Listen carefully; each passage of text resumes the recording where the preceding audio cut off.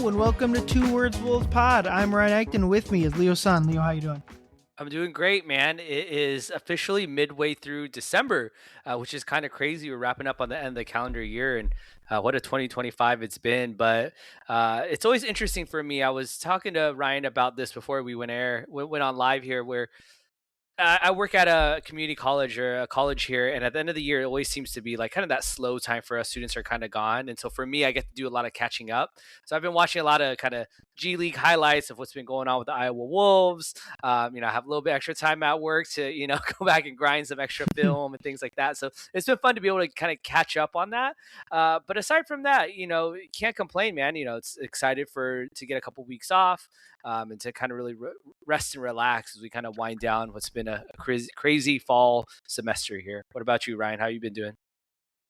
Yeah, I think the couple weeks between Thanksgiving and Christmas are always like, those fly by just incredibly fast. Just kind of, it's, I mean, certainly as a kid, it was, maybe as a kid it was slow because you're waiting for Christmas. Waiting for Christmas to happen, but do you have any Iowa Wolves updates? I haven't been able to watch the game. I've seen the clips of Rocco Scarsi nailing threes. I saw that Berenger fouled out, so it's been interesting. Yeah, topsy-turvy as you would expect G League to be. The Iowa Wolves, I'm doing a segment every month, a kind of monthly update on them. And at the end of November, they were kind of primed for one of the Winter Showcase Cup positions. It's basically the top 8 teams would move into this kind of single elimination, kind of their version of the NBA Cup before the NBA Cup existed, where they win prize money. And they were looking really good, but they've lost, I think, 4 of their last 6 games here. They've been on a bit of a lull recently. Obviously, Johan Berenger playing has been exciting. You've seen some flashes from him. The athleticism pops. The natural physical gifted abilities he has is really exciting. But yeah, he's still kind of doing those rookie things where he's not quite sure where he's supposed to be exactly, biting a little too much. Rocco's been a lot of fun to watch. There's some talk about Zion Pullen. He was just a guy on the Iowa Wolves team who was named the G League Player of the Month in November, which is really great, but he's really tailed off in December, unfortunately. Anyways, all that to say, Iowa Wolves probably will not be making the Winter Showcase Cup elimination bracket, but there's still a lot of cool things to watch. And that's the cool thing about the G League is that, you're not necessarily always playing for a banner when you're watching those games. I mean, you're really playing to watch the development of the guys. Like you mentioned, Rocco's been playing really well, shooting the ball really, really well. He's a lot more controlled on defense now, still a little bit slow. But yeah, it's been exciting. We'll see what happens in the rest of the month of December for them. Yeah, I think that the Berenger takeaway is not at all to think about his future, but I think the fact that he fouled out in 20 minutes, I just think people in terms of his ability to play this year, I think there's just been a lot of talk of, well, why aren't they playing Berenger? It's he's 19 and is unbelievably raw. So nothing bad to say about his future. I think the G League reps have been solid, but it's also you can just see how raw and how much he has to do. Zakarsky, that's an interesting play style. I think being able to stretch the floor, and I don't know. I mean, yeah, I'd have to watch the games more intently to see how his defense plays, but obviously at his height, it's always going to be to a certain extent something he does well. So yeah, fun stuff. You will be our Iowa Wolves correspondent as much as if you're willing to take the time to watch those games, we'll keep talking about them, I guess. Yeah, I told my wife, I was like, maybe I could turn this into a career, a thing where I'll be the beat writer for the Iowa Wolves. But sadly, I'm so far away from Iowa that for me want to move to Des Moines? Des Moines is beautiful. Dude, I would love whatever mortgage is out there versus what we have here in SoCal. Yeah. So don't tell me what the good time. Do you want me to pull up the temperatures and maybe you'll recant? Hey, look, it's a freezing 60 degrees over here right now, okay, Ryan? So, I don't know if I can handle Des Moines weather out there. It's 25 right this moment, but it was guaranteed it was 20 below this weekend. Yeah, good luck with that. Yikes. Not much better up here, although, but yeah, Des Moines not too bad. Obviously, I went to school in Central Iowa, so I'm familiar with Des Moines. But all right, let's move into the main part of the pod. Sunday night, Wolves beat up on the Sacramento Kings, Leo's Sacramento Kings, I should say, after they beat Leo's Uh, Warriors. oh my god. On Friday, Ant missed both games, so good to see especially the Golden State, good to see the Wolves pull out a win without Anthony Edwards and without Mike Conley. Also, Rudy Gobert missed most of the second half with personal reasons. I haven't heard an update based on what that was, but we'll see the Tuesday injury report if he's on it, or if we get some sort of update. I have no info at all, but yeah, Leo, what have you thought about the Wolves' recent stretch of play? They've won 6 of their last 7, but it's also kind of been a lot. It hasn't been pretty, and so I guess like my question is like, is that good? Has their play been worrying? Where are you at? Yeah, I mean, before I hop into that, you talk about the absence of Rudy, and there was a tweet going around that someone posted that they took down, it was like FanDuel or some type of sports betting website, took down the odds on Milwaukee and Minnesota's upcoming games. And everyone's like, what does that mean? Rudy left in the middle of the third quarter. When does that happen? It seems so random. It's December 15th. So 90% of the league's eligible to be traded. Things like that. And I'll probably kind of wave that one off. I'm assuming the Wolves' odds not being available is more to do with Ant's availability moving forward because he's been questionable. So, but again, yeah, it is still a mystery. It seems like I did do some searching. I didn't find anything about what happened to Rudy going on over there, but hopefully everything's okay, especially with him and his family.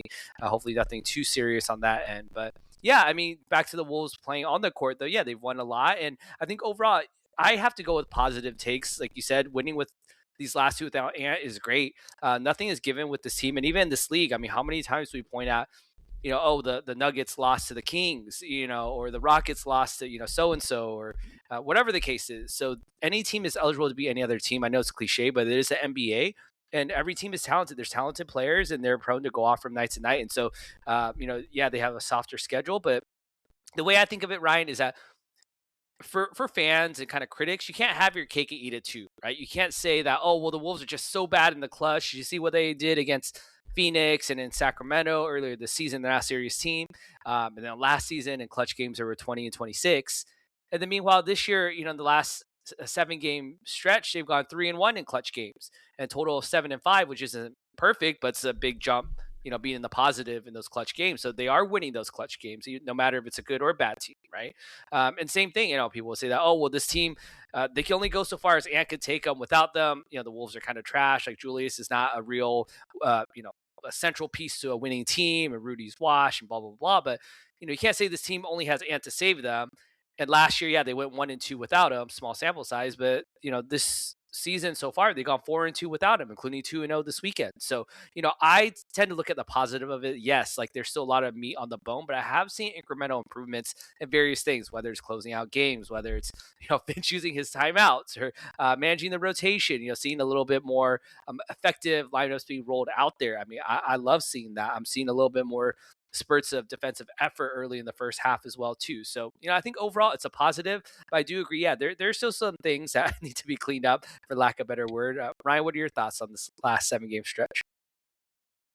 Yeah, I mean, ultimately in December, I just think it's about wins. Obviously, you're trying to build towards the playoffs, and there's certain aspects of the Wolves that have lagged behind that we've written about, that we've talked about, that are certainly worrying. But ultimately, it's like they're winning games. We'd like to have 2 or 3 extra wins to be closer to like the 2 seed or whatever, for sure.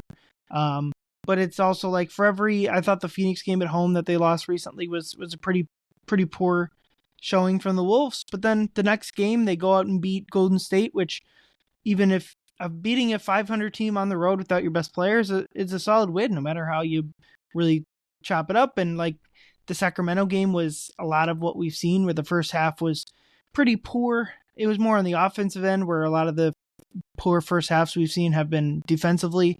And then I mean, the Sacramento game was like, Finch said it after the game, is like they just couldn't finish possessions, which it certainly like matched what I saw. We're obviously just like missing open shots, but just like also getting in the paint, making the right play, and then it's a tip pass out of bounds, or it's what have you. So, but like you said, they're doing the clutch time thing. Certainly, the end of the Golden State game, they were awesome down the stretch of that game. In Sacramento, against a bad team, they did what you more would want to see than dominant clutch time, was just avoid clutch time altogether, which they went on an early fourth quarter run, and that was the game there. I think about it this way. So there's like three buckets. It's like, are they winning games or not? Well, they're probably a game or two behind what we'd like to see. I did do this. So I took, if you look at like the Vegas money line, you can use that to approximate a win percentage for that game. Are you following me? Does that make sense? Yeah, no, I get you. Yep. Yeah. So they're minus 140. They're going to be a 50 something, whatever. So I took all the win percentages for this year, added them up, and so if you're 57% to win that game, that's like a 0.57 expected value, whatever. So I added up all those expected values, and I came up with they probably should have 18 wins. Well, they're at 17. So in terms of winning or losing games, they're obviously one game behind, and if you'd argue, well, they should probably overperforming that because they need to be better than their project. Sure. So they're 2 games behind or whatever. So the winning loss thing is fine. Still plenty of time to make up that game they're behind. The underlying net ratings, they're still 7th in net rating with a pretty good gap between the next teams. And that's 10th in defense, 6th in offense. And I know like the first reaction people are going to have to that is, well, it's schedule, like that's just the schedule. Well, I forget the website, but there's sites that adjust the net ratings for scheduling, and they're still top 10 in both. So the underlying numbers are fine. The record is okay. It's really just the eye test that just kind of looks poor. And if there's anything I'm willing to write off in mid-December, it's probably the eye test above those other 2 teams. If they weren't winning games, I'd be more concerned. If the underlying numbers were that of a lesser team, I'd be more concerned. But ultimately, right now, it's like they still got stuff to work on for sure. But like, if after the OKC loss, which is the 3rd in a row, back right after Thanksgiving, if that was like a DEFCON whatever, I certainly the last 8 games have walked people and myself off of that. Yeah, it's going to be interesting to see. I mean, they do have some tougher games coming up, but I think as the Wolves continue to grow and evolve, I think that's a more natural path to any team that ends up winning the championship. I mean, short of like those dynasty teams, like the Dynasty Warriors most recently, where, those teams evolve and get better as the season goes along. I mean, very rarely do you have a team like, the current OKC Warriors team where it's like they're just kind of throttling everybody and they just throttle their way all the way to the finals to a championship. The teams have to go through tough spots and evolve. And I think Wolves fans and this Wolves team know better than anyone that there is that natural progression. And I know that sounds kind of like you're beating the dead horse here with, to the pandering to the crowd where it's like, oh, well, remember last year they started off bad and they got better. It's like, I understand that this year there's more continuity. You're not bringing in people right before training camp, so they shouldn't have these growing pains, but every season is different. I mean, there is different personnel. Not having the Keel is a huge deal that they're adjusting with as well too. He was one of their main guys, and they're having to learn life without him. The rookies have hit a little bit more, especially TJ and Rob have hit more bumps in the road than we thought the development would. So that's going to take time to figure out, okay, what's going on. Mike is not the same player, the same age as he was last year. And so obviously his place dropped off. So they have to adjust to that as well too. Injuries, Ant missed some time and he's currently missing some more time right now. And that's something they didn't have to deal with last year. So again, my point is that there is going to be a natural progression. They're going to grow as the season goes along. And so we want to see them peak at the right time, which is at the end of the season, going to the playoffs again. And so again, I'm okay with them right now not being at their peak form as long as they continue to show some signs of life. And like you said, collecting W's is kind of what's most important right now.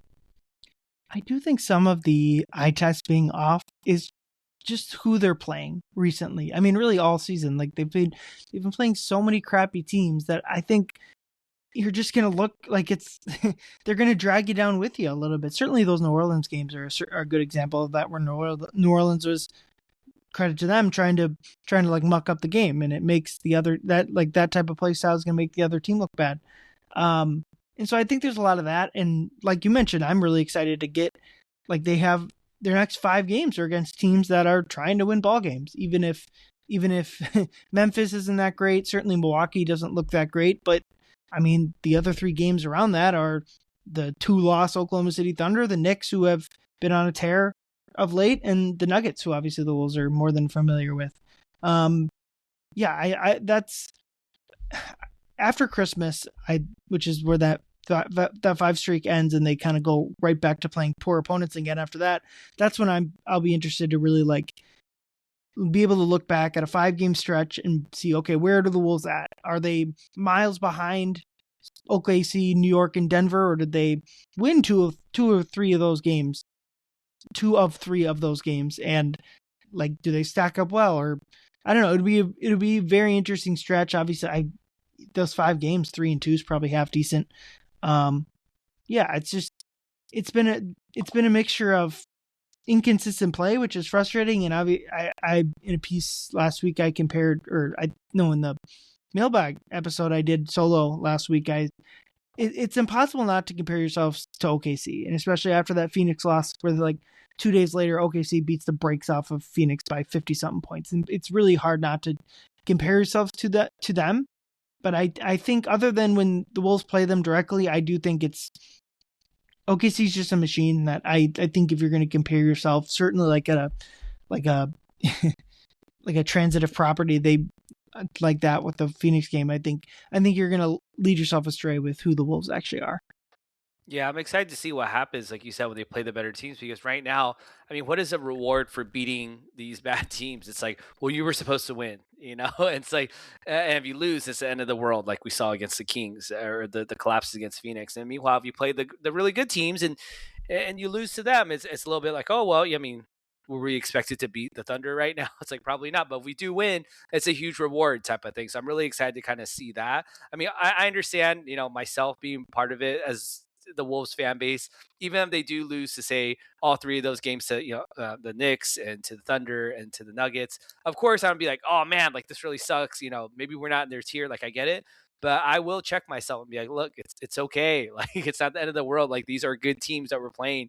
And yes, hopefully you would win 1 or 2 of those games at least. But if not, you know, it's not the end of the world. It's not like as bad as, you know, when you drop those games to, you know, or the game to Sacramento, which is really the one that really sticks out of like, you know, blown a big lead to a bad team at least. Absolutely. All right, let's move into diving into the Sacramento game specifically, and really Bones Hyland. I think he's the talk of of Timberwolves Nation right now, because he's just been awesome.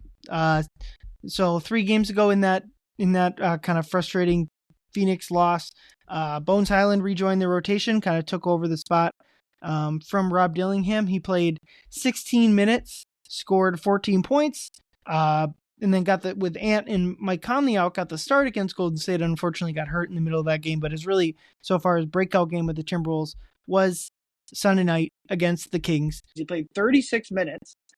He was one of the 5. He closed the game with Rudy Gobert out. All 5 players for the Timberwolves that closed the game scored 18 points, including Bones' 18. He made 6 of his 10 shots, hit a 3, 5 assists, 3 rebounds, only 2 turnovers. He just gave the Wolves exactly what they needed, and in a role that even when Mike and Ant come back, it's a role they desperately needed, a bench point guard that can handle the ball and put the ball in the basket. We'll talk about the young guys later, but what have you seen from Bones? Just absolutely giving you everything you could possibly want coming back into the rotation. Bonesaw is ready. Sorry, I had to do that. First of all, I'll say hi, Brandon, probably listening to this. Our friends over at Two Wolves or Two Crunch Wears No Pants. You know, #1 Bones Hyland fan over there. But yeah, it's been really cool to watch Bones evolve. I posted this on Blue Sky, I think a while ago, that Bones Hyland is what I think that Tim Conley and the coaching staff were hoping Rob Dillingham could become, if not like a better version of that. Now, obviously, Rob is much younger; he's in his 2nd year right now, you know, so there's still time for him. But yeah, just watching Bones out there is really exciting. I mean, it sucked that obviously in that game against Phoenix, he gets his you know, first start in a regular season Timberwolves game, and he goes out, you know, less than 5 minutes into the game with a knee contusion. But luckily, it wasn't enough to keep him out that long. And yeah, I think the scoring ability is obviously there. I think everyone who has ever watched Bones Hyland knows that he can score. They've seen viral videos of him beating guys in like these street ball games of one-on-one, or in the lab playing one-on-one against like Dev in the lab. But I was really encouraged by some of the defensive effort versus Sacramento. Now, again, he is no Jalen Clark. He is no, Nikhil Alexander Walker. Like, don't get it twisted.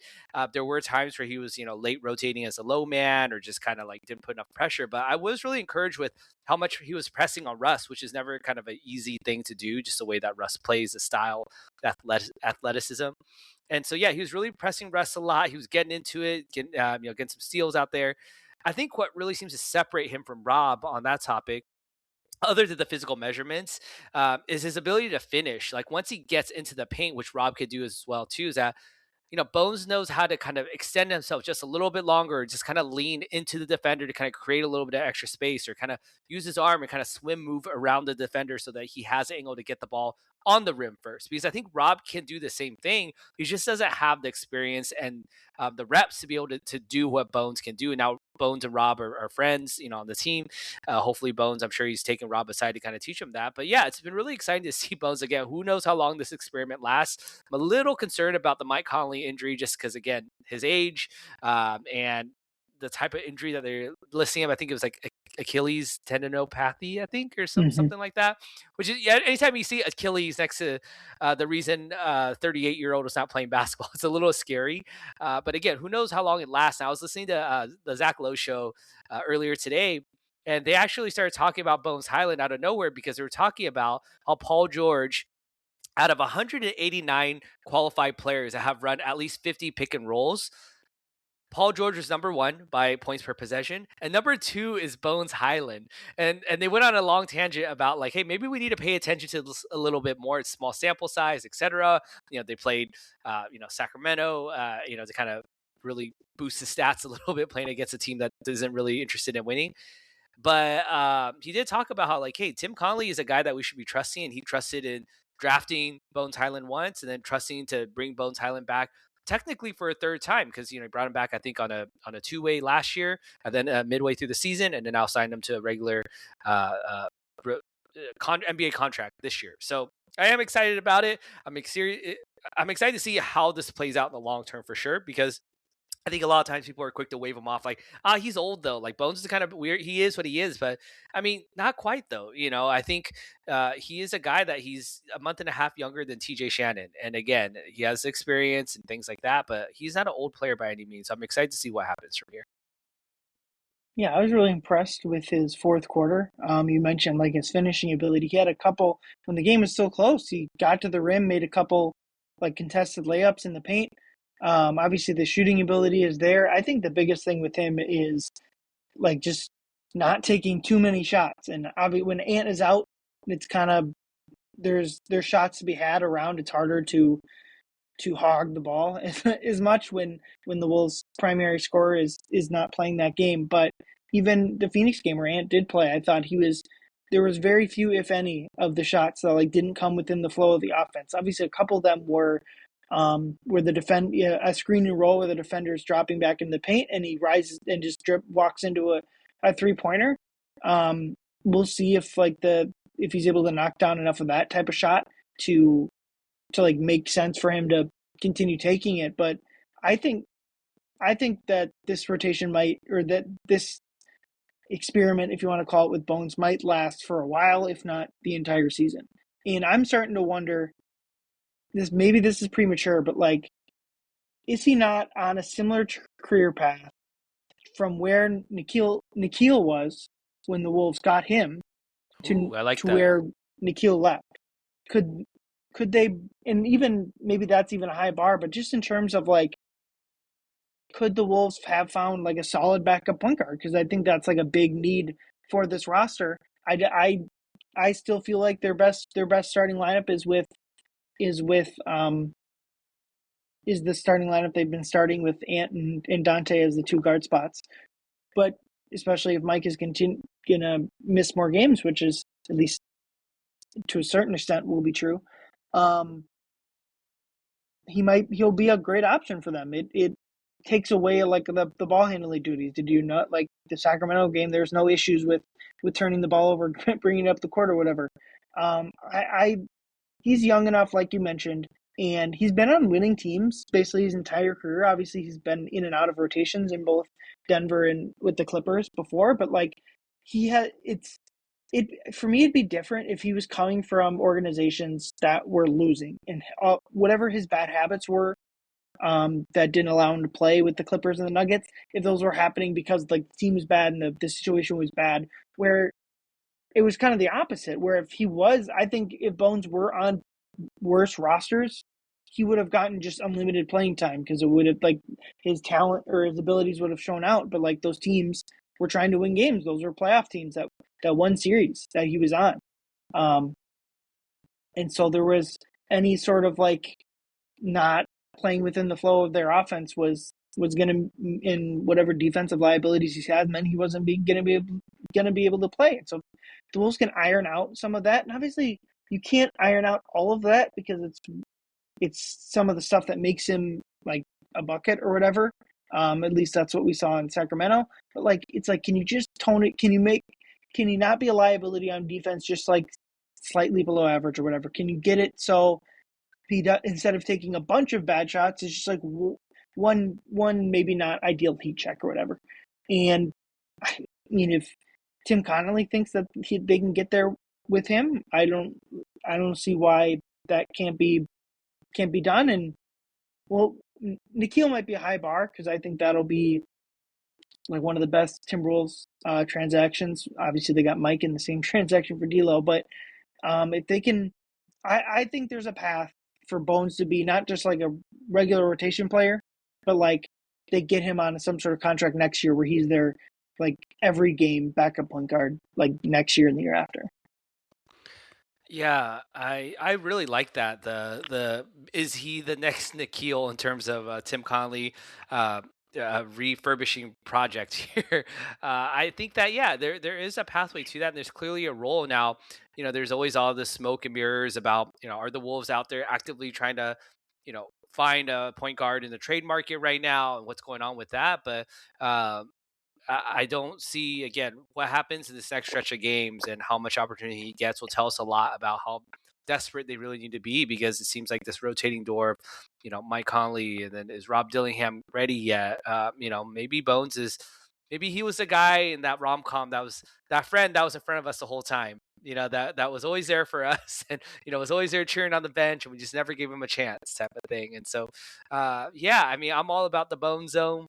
He got a lot of love. I know Austin Rivers has been on his podcast and he's talked about it when he's doing the Peacock broadcast as well too, about how Bones is one of his favorite teammates that he's ever had and really talking him up. He said that during practice when he was at Timberwolves practice recently that Tim Connolly was talking about like, man, Bones he's really talented. He could really score that ball. And obviously, how he feels about that. And what I think was interesting was during the post game presser after the Kings game, when asked about Bones at Finch, Bones is a guy who's a pass first point guard that could really score. And I was like, okay, like, okay. I mean, like, look, I'm not going to pretend to know Bones Hyland more than Chris Finch does, but if he's willing to say that, then that must mean he has some sort of faith in Bones Hyland. And so, yeah, it's a cool little side quest right now to kind of see what does Bones Hyland become. Is he just going to be this kind of cult hero where it's like, remember that one stretch how many years ago when Wendell Moore locked down John Morant? We're like, uh-oh, what do we got For here sure. in Wendell Moore? It's like it ended up being nothing. But at the time, it was a cool little side quest. And, we'll see the same thing. What happens with Bones? Is he going to be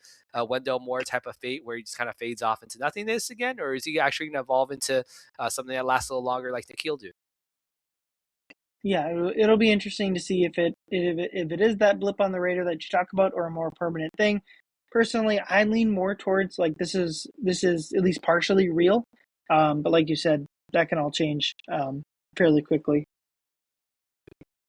But with Bones playing so well, it's impossible not to compare that to the play of specifically Jalen, or not as much Jalen Clark, but Terrence Shannon Jr. and Rob Dillingham. And I thought a response that Finch gave after the Kings game was pretty illuminating on where the Wolves are at with that. So I'm going to play this video, including Dane Moore's question before that. I wanted to ask you about the like Terrence and Rob. Now that it's at with Ant out, it's 9-man rotation, so there's just like a couple more minutes available for those guys. do you see that consistency of getting a second shift or being able to play 10 minutes for them making them more impactful or comfortable? Well, I'm glad you asked that question. So there's a lot of things. Right now, TJ played 30 minutes the other night in San Francisco, okay? And he earned all 30 minutes. And, much has been said about the 10-minute roles that these guys have. And with the way that we're constructed, we don't have anyone who's near the top of the league in minutes led. We have a deep 6-7 guys who can all play upwards of the high 20s or in low 30s or mid 30s. And sometimes it just doesn't leave like this 20-minute role for these guys, and we've been playing 10. And, what if the role is only 10 minutes? I mean, shouldn't you go out and crush those 10 minutes and then be ready to go back if we need you more, or, maybe we run with you a little bit longer, but, not everyone's going to play their best basketball every night. But the reality is, like, that's the role right now. And they got to nail it.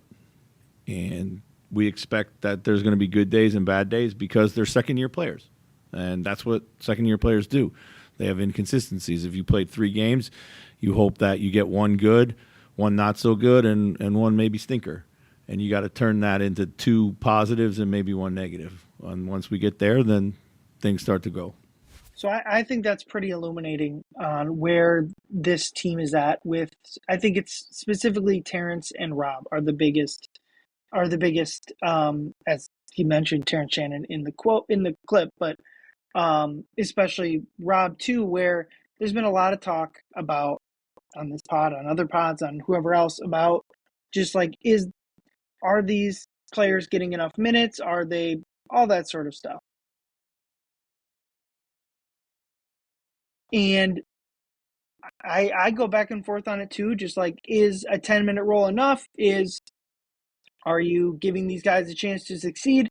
And clearly what Finch says is like, well, if we have 6 or 7 guys that are going to be in the rotation every night, and a lot of them have to play 25, 30 minutes. So the role is 10 minutes, and these guys need to go out and crush it. And I think that's something that, like, I've felt and voiced on this pod, and I've also felt the other way of, I think I've said, like, they should take X player out of the rotation so they can give like someone give Shannon or Dillingham a 20-minute role.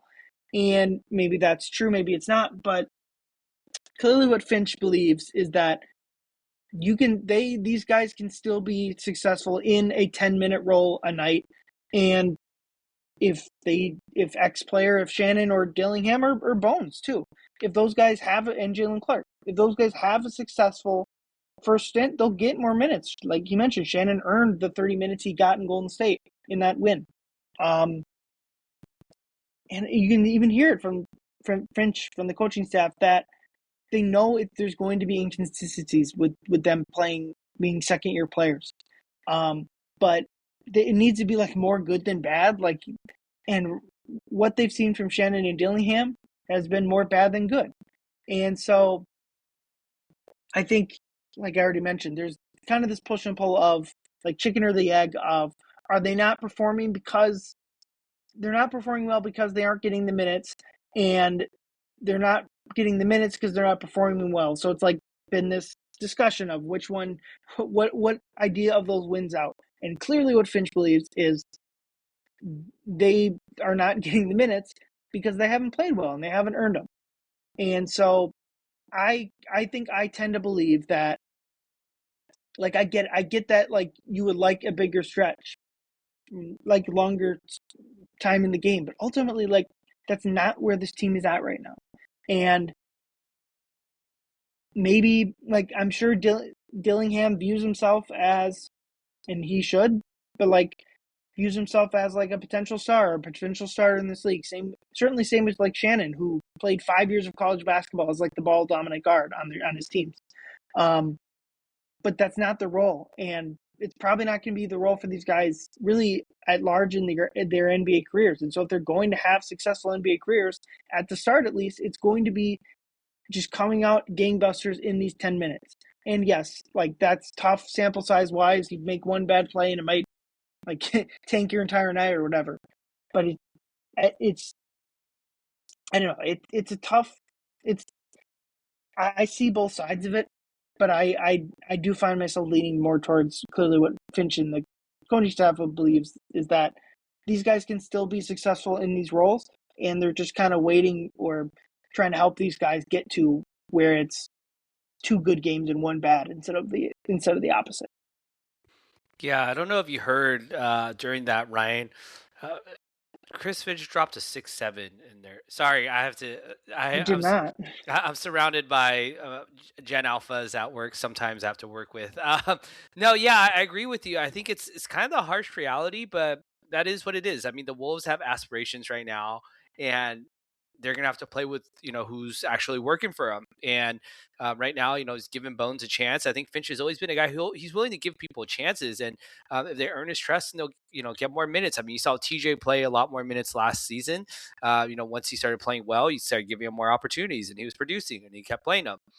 This year, we're seeing it more with Jalen Clark. Jalen Clark is playing some good minutes, and now that stat of him playing, what was it, more than 15 minutes a night or 14 minutes a night, the Wolves are now, I think it's like 12 or 13-0 or something, where he's continuing to feed into that a little bit more. So they've earned his trust. And Finch is also a guy who's willing to give chances. I mean, he dusted off Bones Hyland seemingly out of nowhere against against the Suns, and he had a really good game. And he rewarded him, with 2 starts. Technically, technically 2 starts, so really just 1 start because he got injured against the other game. But anyways, all that to say is that I think there is going to be opportunities, and I do agree with that. You have to, produce in the minutes that you're given, and that's trying to build good habits. This isn't the Washington Wizards or the Charlotte Hornets where they are actively trying to lose games. Like they're benefiting themselves to lose games, so they could do whatever they want. With Bub Carrington can play as many minutes as he wants and put up a near triple double when they're still losing a game. They have guys like in Charlotte right now where you're feeding a lot of minutes to Concanipple, and you're seeing him play really well. And okay, cool. Yeah, he's producing in that, but they're also not winning a lot of games either. So I think it's okay. I think Finch seems very aware of the narrative, which is kind of funny to me because Finch seems like a guy who's very offline to me. But the fact that he's like, he almost was waiting for the opportunity to address this. And I don't even want to say he was talking to Dane or targeting Dane in this, but he's just like, I'm glad you asked it because there are people that are talking about this, aka you, about it. And so he's not crumbling to the pressure. He's not going to be like, you know what, you're right. I'm doing it wrong. Like, argue with the wall. I mean, Chris Finch is the best coach in Timberwolves history, and they have back-to-back Western Conference Finals. I'm going to tend to believe the guy that's there day in, day out, that he knows what he's doing. That there have been some players that have developed and grown over the years that we're not just going to go ahead and fuck it, just throw Rob in there for 25 minutes a night for no reason, even if he's struggling. And we have been seeing a few more good glimpses as well too. I would say from Rob recently. Obviously, TJ had a good game against Golden State. So again, there are some opportunities, but you can't play Bones 20 minutes. You can't play TJ 20 minutes. You can't play Rob 20 minutes all at the same time. So it's going to come and go, I think. But yeah, I'm glad that he addressed that, and I do hope that some Wolves fans are so kind of chomping at the bit to feed TJ and Rob 20 plus minutes a night are kind of quelled a little bit by understanding that Finch knows this and he's trying to do right by what he thinks is for the team. Yeah, and I think to answer the existential question of is it possible to be successful with such a low amount of minutes? And I just think Bones is the clear example of you can. They just have to play more like Bones. You get the opportunity and you make your play. And maybe that's easier with a guy that's been in the league for more than half a decade or whatever, like Bones. And that just comes with understanding how to be successful in that type of role. But I don't know if they aren't able to be successful in that type of role. I'm not sure what the answer is. I guess you could sit one of Rob or Terrence to give the other one that other half a minutes, but they've kind of done that too. Rob was out of the rotation in the game against Phoenix, and Terrence wasn't necessarily successful in that role either. So I think like you said, I think he's actually talking. Finch is more talking to the media and to the fans than he is the players. I don't think if there was anger is the wrong word, but if there was that type of feeling, it's more towards I think he feels like there's a misconception about what's going on, what the plan is, and like you said, if that was directed toward Dane specifically, I would certainly point out, like, I think Dane's been more on the on the side of what Finch has said over the years, talking with him or listening to his stuff. I don't think it was at Dane alone for sure. It was at me and you and whoever else as much as anyone, obviously. But yeah, I it's fine to have an opposite opinion in really anything as the coaching staff. Like, that's fine. Like, that's half the fun of being a fan or whatever. It's having your opinion. I always just like to, like, if you don't, like, at least try to understand what they're doing, or at least why they have the feelings they do. And clearly, listening to Finch, they believe, like, if you get 10 minutes a night, you can still be successful in that role. If you're going to get 10 minutes, and that, like, if that's what the rotation gives you, then you should be able to just absolutely kill it in those 10 minutes. And unfortunately, we haven't seen enough of that from some of the end of bench guys this year. Yeah, as we continue to move through the season, I think things will evolve and things will change. I think I am at this point where I think Finch is a dude who is always trying to get the best out of his players, and he's not willing to sacrifice that just for like some temporary satisfaction of like, all right, well, let's just start leaning to the young guys. So yeah, we'll see what happens upcoming. I do think that the players understand who he is at this point. I don't think there's any miscommunication about like, oh, what the roles are. I haven't heard any murmurings coming out of the locker room of people that are pissed off about like, oh, maybe last year Rob was in Finch kind of had some growing pains in terms of, starting to learn each other. But Rob has been very vocal about like, he understands that he can control what he can control and try and go out there and produce when he can. So hopefully you can see, like you said, how Bones is producing in his 10-minute role plus and now growing to more, and how maybe he could take that and add it to his own game too. Is that when you're out there, doesn't mean you have to take every shot, but play in control, make the right play. Don't go off script. I do think that there was a little bit too much that was being made out of the clip that was circulating of Rob passing the ball. I think it was to Randall, and then he kind of dove in and he scored on a layup off like a ghost screen. And then Finch is like on the side. They see him. He's saying like, "Run the fucking play" or whatever. You hear it on the audio. I think there's a little bit too much like made out of that. I think there's a lot of lip reading, a lot of going on of like not lip reading, but just a lot of interpretation, over interpretation of like, oh, that means he hates Rob. He hates Rob. That's really what it is. Where it's like that could be a number of different things that why he's saying that's not always at Rob. It could have been to Julius. It could have been to whoever. And again, that happens probably 10 times a game. We just don't, the mics just don't pick it up. So, but yeah, we'll see what happens. There's still a lot of time left in the season to see what's next. Absolutely. Okay, last topic I had. Just Jaden McDaniel's game overall has been interesting, at least of late. It's been a lot of in the games Ants missed, he's been awesome. In the games Ants played, it's been up and down. And I just kind of did quick math. In the games Ant has missed, he's averaging 21.5 points a game. In the games Ant does start, he's scoring 14 points a game. 14 points a game would still be above his season from last year, but I think maybe not 21.5. Some of that is just like I mentioned earlier with Bones, like Ant's not out, you need someone to score or whatever. But like if you can find a little bit more happy medium between the two, I guess, do you think that's possible? And like, I guess how can Jaden be more consistent whether Ant's in it or out of the lineup? I'll first start by saying this, and kind of similar to you, I've been really like happy with the way that Jaden's played, especially these last two games over the weekend with Ant out.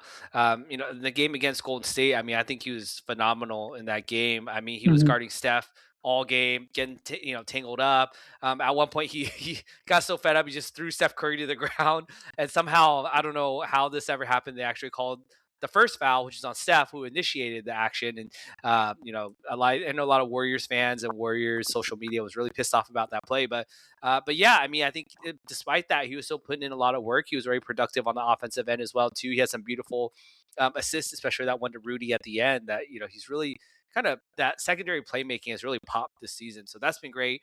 And then obviously against Sacramento as well, too. He had a really good game against them as well. I put in my notes when I was watching that game, I just feel like he was super, super steady.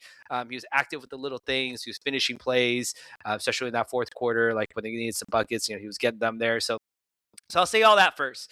Now, this kind of leads me to my concerns about Jaden is I still feel like he has a certain level of lacking mental fortitude that kind of bugs me sometimes. The kind of mental fortitude that would lead you to punch a wall when you're pissed off because you got a foul called against you. Now, Jaden has evolved. He has 2 kids now. We're in the dad era of Jaden McDaniels, who hopefully, again, in my opinion, I feel like maybe he's matured a little bit in that sense. But I do still feel like sometimes he does get rattled a little bit too much when things aren't going his way. If he's getting some ticky-tack fouls against him, refs are getting in his head, or other players are getting in his head, like when he's playing against guys like Luca, who are really, really good at selling contact and getting him to bite, it kind of throws him off. And so I kind of pulled some numbers to see, okay, in the 25 games that Jada has played so far, in the games that he's at 3 or less fouls, he's averaged just over 18 points a game, shooting about 58% from the field.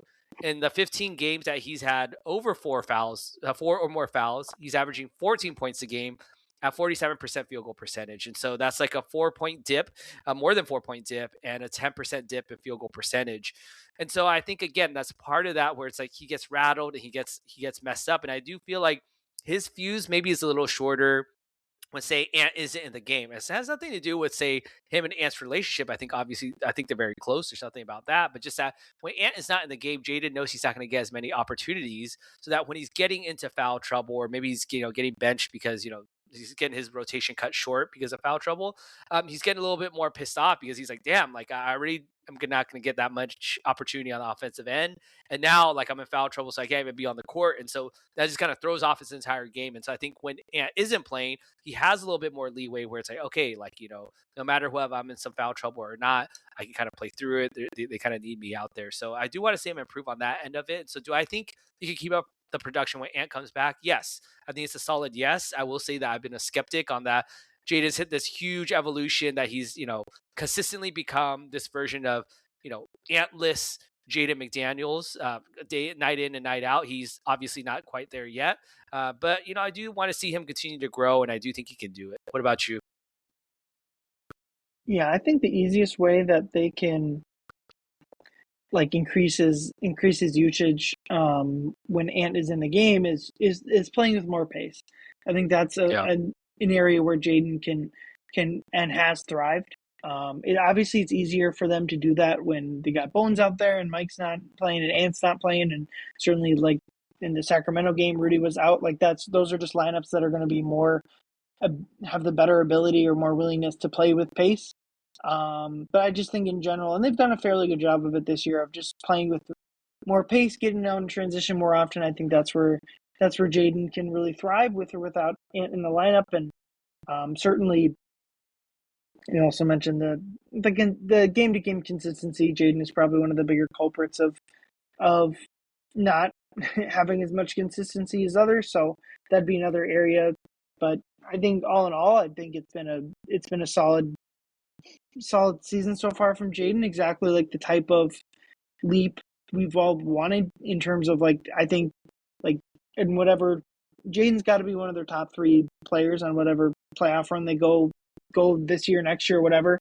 And so I think him elevating himself into that role, at least through a quarter of a season, has been good to see. All right, let's move into Apex Alpha. Leo, who is your leader of the pack this week? I got face maskless Dante DiVincenzo is my Apex Alpha. He's proving once again to really step up when Ant's been out. Most recently in these last 2 games over the weekend against the California teams, he's essentially averaged 20 points, 6 rebounds, and 5 assists. That's kind of crazy. If I told you someone's averaging 26 and 5, you'd assume that's probably Julius Randle. But no, that's Dante DiVincenzo in these last 2 games. And he's also adding about 4 stocks per game, steals and blocks combined, in these last 2 games as well, too. And I think you never want to use single game plus minus, especially in a small sample size, but he's been by far the team best plus minus over this last weekend. He's plus 15.5 points. And I think the eye test has matched that. I think for me, he had 2 of the biggest moments of the games, both in Golden State and against Sacramento. In Golden State, against his former team, he was struggling from the field. I think he was 2 for 8 from 3. And then he hits like this super like kind of big balls, like no, yes type of shot where he pulls up from 3, kind of in transition when the Wolves are really, really reeling to tie the game. And then, of course, he has that final dagger that he hits where Julius hits him with like 100 miles an hour fastball. Dante hits that left corner 3 in front of the bench. again, kind of sticking it to the Warriors, his former team there. And then against his other former team, he did once play for Sacramento, and he had a huge dunk on Maxime Reynaud, who he was a steal off like a defensive rebound by the Kings. He just kind of jumped it in the backcourt, got the steal, went up, and just dunked that one-handed. He kind of hung off the rim like Dave Chappelle on that Rick James skit, or that Prince skit where he was just hanging off the rim. And one that was pretty sick. He also had another big play as well too, in that one where Julius totally bodied Neat Clifford on defense, got the steal, and then he kind of threw a crazy kind of outlet pass to both Bones and Dante. Dante kind of turns his head, last minute catches it as he's going out of bounds. He saves it through his legs to Bones, who no looks it to Jaden and dunks it in. So yeah, much love to Dante. He's been playing really great out there, especially on defense. He's been all over the place. My notes list for Dante in both those games are just super long because he's been doing a lot of amazing stuff out there. So we love to see this version of Dante, similar to Jaden. We want to see him continue this while Ant is active as well too, which I think he's very capable of. So shout out Dante DiVincenzo. Absolutely, and it kind of reminds me of like thinking about trades. Obviously, you see a lot of you mentioned earlier in the show, just like those point guard trades. Dante is like the most tradable contract they have in terms of like low stakes moves at what I think $15 million a year or so. With any trade the Wolves make, I just think like watching Dante play recently, like there's just a lot of risk trading anyone from their current rotation. Like if without Dante, I think their 3-point volume changes dramatically. So yeah, it's been a more than solid stretch for Dante. My Apex Alpha, Chris Finch. If we're gonna rip rip the coach for this loss and that loss and these guys not performing or whatever, I think it's fair to give him a little bit of shine when the team is playing well. I think the Golden State win is a perfect example of that. No Ant, no Rudy, and the Kings win to a lesser extent. No Ant, no Mike, and then no Rudy in the Kings game. I think that's tough. Like when you got guys going out, you got to make the right decisions. Like you mentioned in his presser, played Terrence Shannon 30 minutes, a guy that deserved those 30 minutes. Clark hits the barometer, the 15-minute barometer, so we know the Wolves are going to win. Would have probably liked to have Bones out there. Unfortunately, got hurt for that game. I just think he pulled the right strings to get a pair of wins without their best player. Hopefully, the Tuesday injury report will be telling for Wednesday's game against Memphis, but hoping to get Ant back for that. But if not, it'll be another opportunity for the Wolves to try to figure out how to win without their best player, and certainly by Friday against Oklahoma City, they'll if they win that one and don't have Ant, then we'll have to run back Finch's Apex Alpha the following week, I guess. Oh yeah. I mean, and Chris Finch also owned the media too in that presser. No, I'm just kidding. I guess so. Yeah. I mean, I just love the levers that he's pulling right now. And again, like I hate to kind of do this like ultimate Chris Finch truther over here, but again, I don't know why fans are so quick to be like, all right, like fire Finch. We gotta get. He's never gonna take us over the edge. He's a Mark Jackson. We need to find our Steve Kerr. It's like, first of all, like Ant is super close with Finch. So like let's kind of set that out there first. The second is that who in theory you do fire Chris Finch. Who is coming in? Like who are you bringing in? Like bringing in Stan Van Gundy? You bring in Mike Malone? Like is this the type of like is that going to make any big of a difference? I don't know. So yeah, I definitely think we as a fan base need to exercise a little bit more patience for the best coach in franchise history who has done nothing but a great job. I mean, obviously coming up short against the Dallas series in 2 years ago in the Western Conference Finals kind of sucks, but they lost to a Thunder team they probably should have lost to last year anyways, and they're guiding themselves through a solid stretch of a season right now. So we'll see. Yeah, I like your pick. Awesome. All right, let's move on to Prey of the Week. Who do the Wolves make their prey? I'm going to go with the low-hanging fruit of Jimmy Butler. He actually played against the Wolves. I guess he played that entire 5-game playoff series in the last June or last May. Did he though, Ryan? Did he play? I think he played like one game, really. I guess, yeah, there was kind of one of I don't remember if it was game 3 or 4 out in Golden State. It felt like he gave his full go for that when the Warriors weren't able to pull it out. He kind of went back into hiding, and it kind of felt like I did not feel like he was very impactful in that game on what was it, Friday. From looking at box scores or watching them a little bit, it feels like that's where Jimmy's been his entire time at Golden State, or at least this season, of not being like the Miami version of Jimmy that I think the Warriors probably need to win a playoff series or 2 or 3 or whatever. But including the playoffs, Jimmy Butler, since leaving the Wolves, is 4-9 against the Wolves. The first thing that comes to mind is it's been how many years? Half decade, almost a full decade, and it's only 13 games, and 5 of those were in the playoffs. Like that's a good example of like just like the general soreness of it all. But it also just kind of reminds me, as you see, while back Andrew Wiggins wins the title as the Knicks with Cat as one of their best players, rampage through the East.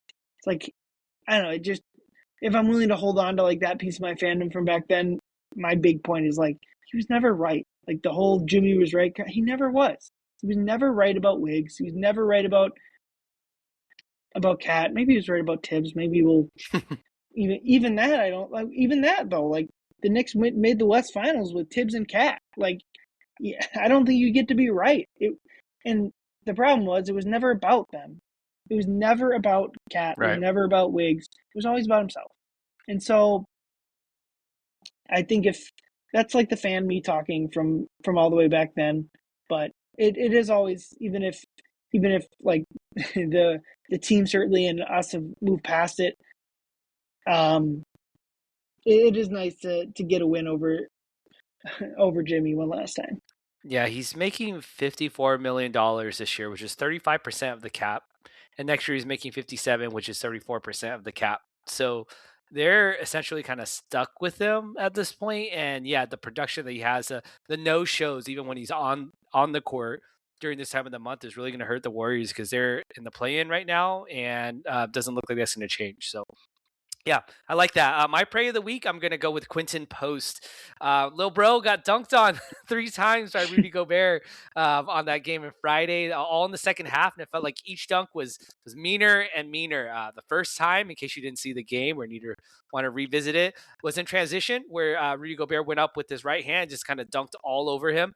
And it was a pretty sick dunk. Got the bench up a little bit. But the second one was in the fourth quarter, I believe. And it was right after that Dante and Steph Curry backcourt turnover that got reviewed and got overturned, where they had to inbound the ball in their own backcourt in a weird situation where they got drew up actually really beautiful action where they got Rudy, who turned into 2008 Superman Dwight Howard dunk contest and thrunked in a ball over the poor little Quinton Post. And when he dunked on that shoot, like, Rob jumped up off the bench. The whole bench on the Wolves side kind of jumped up. It was pretty cool. You can see the reaction on the replay. And the third and final one was the 27th lead change of the game. Final lead change.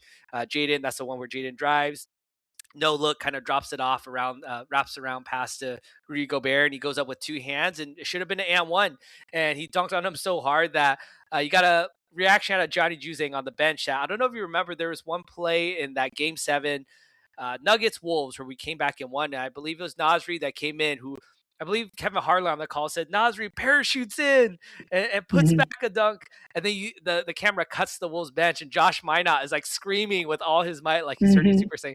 Johnny Juzang had that same exact reaction when Rudy Gobert dunked on Quinton Post to retake that lead there in that fourth quarter. So yeah, I'm sorry, Quinton Post. What sucks even more is that after he got dunked on that last time, he was wide open, like never before seen wide open. Right corner 3 in front of his own bench. It was one of those plays where Jimmy kicked it out to him, and Dante and Rudy were kind of like, you want to go get him? No, do you want to go get him? He's just going to shoot it. So Dante kind of has a super late contest. He takes literally 3 seconds before he shoots it, and kind of bricks that last one that would have put him ahead. And that was pretty much a game from there because Nas got fouled on the rebound, and they pretty much put it away from there. But yeah, sorry, Quinton Post. Yeah, fun game out in Golden State. I thought that was probably their best win of the season. It might be that one, probably either that or the San Antonio win. The Spurs have been playing, even if it didn't have Wemby in it, though. The Spurs have been playing well. But yeah, fun game out in Golden State. All right, let's close out this pod with our 2 words. I'm going to go with cup losers. So the Wolves, for the 3rd straight year, did not advance into the bracket stage of the NBA Cup. And what I found interesting, and I tweeted this out after the Kings game, is the two were games that were added to their schedule were these games we've been talking about versus the Warriors and the Kings, and the Wolves won the both. And they've done that now all 3 years. All 3 years they've missed the cup. They've gone a total of 6-0 in their replacement games. And to me, that's like the biggest flaw of the NBA Cup is you're kind of rewarded for losing. Or at least so a good example. So that the Suns game they totally blew, where they had an 8-point lead with less than a minute left and totally choked it away. That game might have helped their schedule. Because so they lose instead of win. They're a game back. Well, if they would have won that game, they would have had to face OKC in the in the cup play, and then if they lost that, they would have had to play. Who did San Antonio play? The Lakers. Yeah, the Lakers. Yeah. So they would have had to play the Lakers. So obviously they're a game. Would they have beaten one? Would they have gone 1-1 against the OKC or Lakers, or if they had beaten OKC the Spurs? I don't know. So that's the weird thing about the Cup is you do kind of get rewarded for losing. The Wolves 2 seasons ago played it absolutely perfectly, where they went 3-1 group stage, got knocked out based on point differential, and then won the 2 replacement games for a 5-1 Cup record. And so now the last 2 seasons they've been 4-2 with the Cup records of how I'm defining it. I don't know how to efficiently go back and look. So that's 5-1, 4-2, 4-2 is 13-4. My guess is there's not many teams that have gone 13-4 in their NBA Cup games. And unfortunately, it's because they keep losing, which is the weird part. I might have to change your 2 words to cup winners because that's really when it comes down to the Wolves are the winners on this. But yeah, that's quite an interesting quirk about that. And, I think especially now that we're not in the NBA Cup finals, I could say no one cares about the NBA Cup, right? No one cared about it to begin with anyways. So yeah. The one fix I had for it was for tiebreakers, the first tiebreaker should be cup. If you won the cup, if you win the NBA Cup, you're tied with anyone at the end of the year, you win that tiebreaker. And I might even go as far as to say so that the Knicks and Spurs are in the Cup final. Whoever loses that game, I guess because you're not going to still that team both teams get it. Yeah. And you just keep going.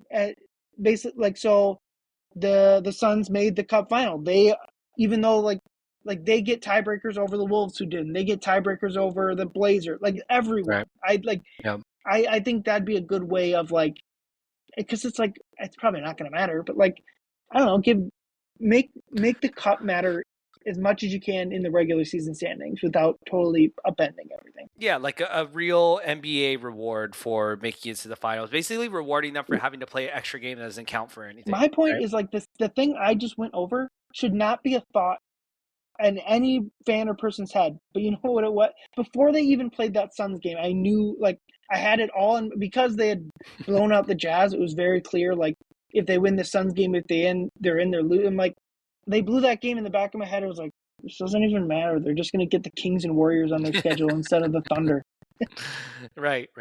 Yeah, so that'll be interesting to see. I mean, I will say it was a lot of fun watching that Spurs OKC game. We won't get into that now, but we respect the Cup in our own ways. So yeah, I'll move into my 2 words here. My 2 words, we're bringing it back to Bones. My 2 words is good person, because in the post-game courtside interview that Bones did with Marnie Gellner and with Jim Peterson, they were asking him a little bit about, what it was like for him kind of in his journey and kind of being able to start again. And he talks about being a good person, how everything kind of follows that. If you're focused on being a good person, you obviously work hard, show up for your team, do all that stuff. But just as long as you're a good person, everything will follow. And I say that as my 2 words because I think it's a timely reminder for everyone right now. It doesn't matter if you're an NBA fan or Timberwolves fan or not, or even not a sports fan, whatever, is that keep being a good person and just consider everything that's going on in the world and even in our communities. I know a lot of you who are listening are probably in the Minnesota community. Maybe those of you who are on the East Coast near Rhode Island or even Australia, there's a lot of tragedies have been happening out there. Let's all just really try to be good people to each other. Let's take care of our people, and taking care of our people sometimes just means checking in on people that you may or may not know could be dealing with something. Sometimes that means actually speaking up for other people. It might be going to a protest or voting, whatever it is. Being a good person, especially as we get near the holidays right now. I know for some people, holidays are always kind of a weird time. For some people, some good, some bad things. And so again, just be a good person, take care of each other. It's a crazy time out there in the world. So when it's talking sports is fine, getting the Timberwolves as like an escape is fun and all, but let's all just be good people to one another. Absolutely. And locally here, shout out to the Somali community out here in Minnesota who've been dealing with way too much crap past couple weeks. But yeah, thank you everyone for listening. I'll be back later this week with another pod. All right, get home, drive safe. Go Wolves. Ayoo!